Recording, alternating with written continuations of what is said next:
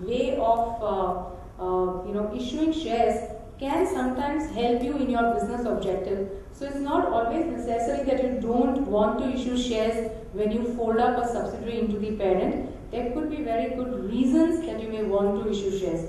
Though under the IFRS, this seems to be creating some kind of issues from an accounting perspective, but till IRS is not there in life, this is one option which is possible. So while even if you don't issue shares, your merger does not become non-tax neutral, you may want to issue shares if you're looking at some objective of placing those shares later. So for example, in a listed entity, you don't need to go really through a preferential issue guidelines if you have these treasury stocks available to you. Of course, you can't like have a very big chunk. It will also have impact on your total voting powers depending on who controls the trust and things like this. But you need to kind of find your balance between control, between your accounts, between your desire to hold treasury stock, and then really take the call. So it's not always that you don't issue shares. Coming back to option B, again, the definition enables that in this case, if you want, you don't issue the shares. And if you want, you can issue the shares. The HCL decision which I mentioned to you earlier actually went ahead and said that it's not a situation that company B, because under the Companies Act, a subsidiary cannot hold shares of its parent. Now, if in this case, in option B, if let's say we were to issue shares for a reason, subsidiary company B would come to hold shares of company A, which is its parent.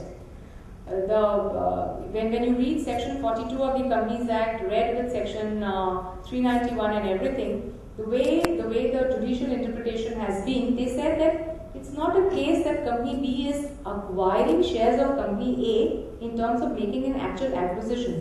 It has come to hold the shares of company A as a result of a merger. So those shares actually come out of its holding in company C and not really out of its original holding in company A. And therefore, in such cases, they would permit B to hold shares of A. The only difference is that B would not have voting rights on those shares. So that's the difference. Coming back to C, the law requires that 3/4 of the shareholders of the amalgamated company should become the shareholders. Now, if you look at, even if we were not to issue shares for the 60%, out of the balance 40% we are actually issuing shares for the 35%. So we are again complying with the law. So in all the three conditions, even if I don't issue shares to the parent, there is no problem. The merger is still compliant with the tax laws. Coming to section 79, again, this is I mean the option A is fairly straight, where the promoter company is divesting stake in company A to an investor to the extent of 51%, and therefore section 79 will apply and the losses will lapse. When you come to the example B, where the divestment is actually happening at a level up, not really at the loss-making company's level, there the view is that there is no lapse of losses, because as far as company A is concerned, its shareholding remains intact. Now when you come to example C, let me just take you through the example. The example is company B holds 100% of company A, and there is a merger between company B and company C. So at the end of the merger, all the assets and all the liabilities of company B will become the assets and liabilities of company C. So once the merger is done, the shareholder of A is not B but C, and there is a change in the shareholding of A. Okay, all of this applies in the realm of private companies, not really listed companies and subsidiaries of listed companies. Now in this case, clearly there is a change in the shareholding of A, but as a result of the merger. Now would section 79 apply? And the answer is yes. A will be disentitled to carry forward its losses. And very strangely, the law provides that, let's say instead of company A and company C, these were foreign companies.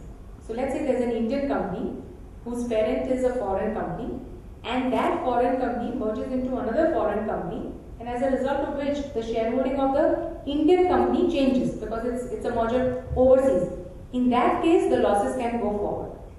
So in this situation, the law is more beneficial to a foreign merger than an Indian merger. But if you have a situation like this, where the parent is merging and there is a subsidiary or an investment which is very valuable, and that company is a loss-making company, you need to be very careful. Otherwise, that merger between B and C could actually disentitle A from carrying over the losses. If I'm too fast, just let me know.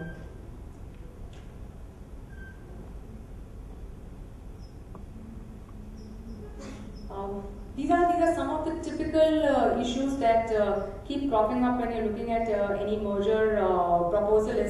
For example, you don't want to issue shares, but you want to issue debentures and bond. Can you really do that, or are you violating the conditions of merger? And the answer is yes. If you issue bonds or debentures, you probably are not complying with the law, and the merger becomes taxable event, because the law requires that you issue shares. You need to become a shareholder of a company, so which means the instrument for the merger or the consideration for the merger has to be shares. It could be preference shares, but it necessarily has to be shares. You can't issue bond or debenture and thereby get an exit in that sense.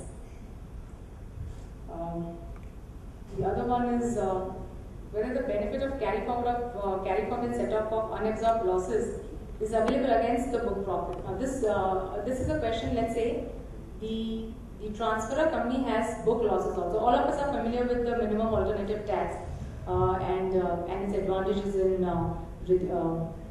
kind of managing your tax liabilities.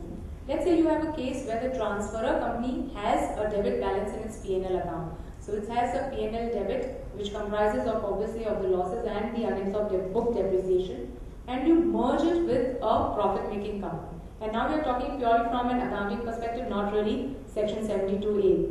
So the question really is, can you use the debit balance of the transferor company while computing the MAT liability of the transferor company once the merger is over? There has been a recent case law from the Bangalore tribunal which held that yes, the transferor company debit balances subject to the provisions of MAT, which is you can set off the lower of book depreciation or book loss, can be set off against the profit of the transferee company. So this is one good decision which has come forward. Whether the transferee company is entitled to carry forward and set up of MAT credit, I think this is increasingly becoming an issue nowadays, with a lot of companies actually having a huge asset sitting in the balance sheet in form of MAT credit, and your implications on DTA, DTL, and many a times it becomes a very important factor even in valuations. Your ability to actually claim a set-off of MAT, and whether the MAT is indeed a MAT or actually a permanent tax is sometimes is always a question mark that one needs to deal with when you're looking at valuations on mergers or actually mergers also. There is nothing very concretely available in law which categorically says that yes, it should move, and therefore, like any other matter, there are views possible on both the sides. But at least on merger, there is one case law which is kind of there, which does seem to suggest that on merger, the MAT credit of the transferor company is available to the transferee company for carry forward. So depending on whether it can actually claim a set-off or not, the MAT credit should be available for carry forward. And this is Skol Breweries, a decision by the Bombay Tribunal.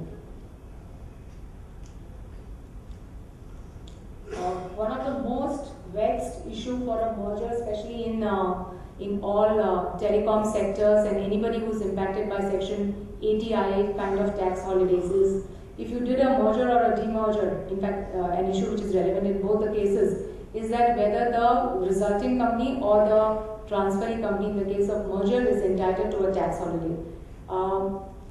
In 2008, the Finance Act introduced a subsection additionally saying that subsection 12 doesn't apply, and since then this has been completely open to interpretation, and the memorandum explaining the clauses of the bill plus the CBDT circular on the Finance Act both seems to suggest that their objective is to give the deduction to the person who first puts up the undertaking, who takes the entrepreneurial risk of setting up the undertaking. And should the undertaking change hands